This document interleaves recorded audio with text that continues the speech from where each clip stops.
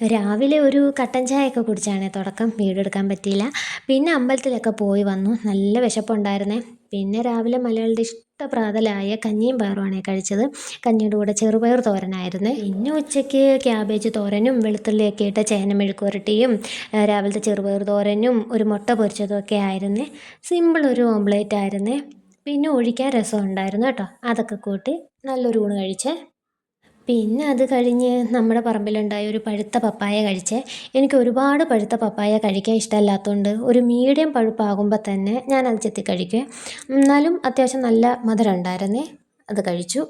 പിന്നെ വൈകുന്നേരം ആയപ്പോൾ കഴിഞ്ഞ ദിവസം അമ്മ വീട്ടിലുണ്ടാക്കി തന്നുവിട്ട ചീനിവറ്റയിലും പാളാന്തോളം കായ വറുത്തതും ചായയും കൂടെ കഴിച്ചേ. നല്ല കറമുറാന്ന് ചായയുടെ കൂടെ കഴിച്ചേ.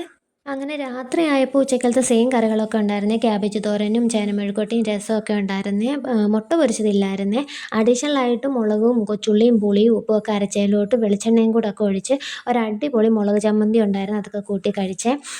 ഇതിനിടയ്ക്ക് വൈചൂടൻ പാട്ടുമൊക്കെ പാടുന്നുണ്ട്. അവരച്ഛൻ അവിടെ നിന്ന് പറയുന്നുണ്ട് പ്ലേറ്റ് തട്ടല്ലേ തട്ടല്ലേ എന്ന്. അങ്ങനെ വീഡിയോ ഇഷ്ടമായി ലൈക്ക് ചെയ്യാനും കമൻറ്റ് ചെയ്യാനും സബ്സ്ക്രൈബ് ചെയ്യാനും മറക്കല്ലേ കേട്ടോ. അപ്പോൾ അത്രയേ ഉള്ളൂ കേട്ടോ. ബായ്.